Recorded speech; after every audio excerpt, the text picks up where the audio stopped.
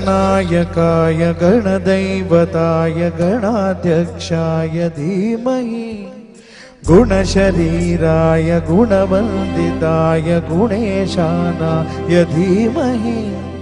गुणाधीताय गुणाधीशाय गुणप्रविष्टाय धीमहि एकदन्ताय वक्रतुण्डाय गौरीतनयाय धीमहि गजेशानाय भालचन्द्राय श्रीगणेशाय धीमहि एकदन्ताय वक्रतुण्डाय गौरीतनयाय धीमहि गजेशानाय भालचन्द्राय श्रीगणेशाय धीमहि